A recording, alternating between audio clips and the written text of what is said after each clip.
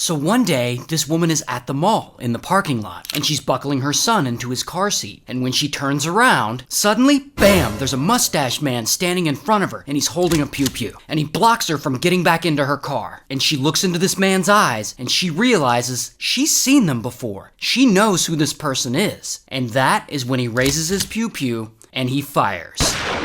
Now the woman, her name's Heather, and unfortunately Heather just happens to be in the middle of a divorce with her husband, this guy, Steven. And embedded into the middle of this divorce is a custody battle over their 1-year-old son. And this custody battle is ugly. It's real ugly. You can imagine they kind of hate each other. But one day, Heather and Steven agree to meet in the parking lot of a local mall so that he can hand over their son for the week. So she gets there and she takes her son from Steven, and he gets back in his car and he drives away. After he's gone, that's when she turns around and the mustache man is there in front of her with a pew-pew, and he unalives her. Now, when this shooting happens, it's about 6 p.m. on a Sunday. So this parking lot is full of people, and plenty of them witness the shooting. So police, they get to the scene, and all the witnesses are like, "This mustache man just went right up to her and shot her. It was crazy." There's even a little CCTV footage of the mustache man leaving the parking lot. So police, they aren't sure what to make of all this. Who was this dude with the mustache? So naturally, they bring in Steven for questioning, because he was the last one to talk to her. But Steven couldn't have been the shooter. He had just driven away moments before. So they interview all the witnesses from the scene, and they end up sort of Frankensteining together a police sketch of the suspect. But the suspect doesn't seem to fit the description of anyone they know. But that is when, bam, suddenly police get a tip. A trucker who was staying at a hotel near the mall, he says he saw someone scoping out the mall parking lot the day before the shooting, and that this person was using binoculars and that they were taking pictures. It was shady as fuck. But most importantly, this trucker said the shady person was driving a white Ford F-150. So police investigate, looking for any person in Heather's life who happens to drive a white Ford F-150. And what do you know? They find someone. But it's the grandma, Steven's mother, Joanna. But we'll just call her Grandma.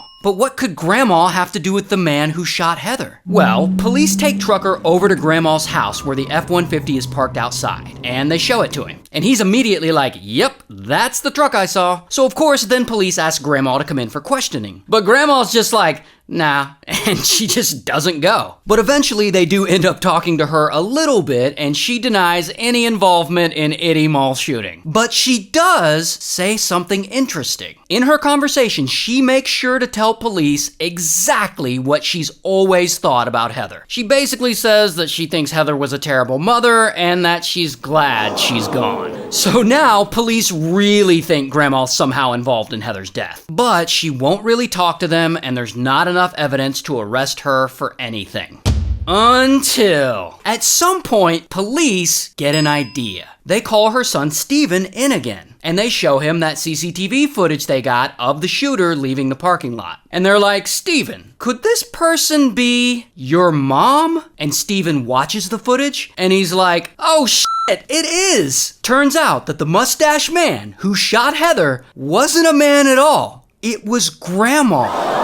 While Steven was in the middle of his custody battle, Grandma allegedly wanted him to get custody of his son so bad that she put on a wig and a fake mustache, and she dressed like a man, and then she went to the mall parking lot and she shot her former daughter-in-law. So now Steven is convinced that his own mom shot his former wife. And so police, they get him to agree to call her and confront her while they record it. "I just left the police station. They showed me the videotape. It looks like you. It looks like me? Bob, it looks like you. It looks just like you. Walks like you. Why'd you do it?"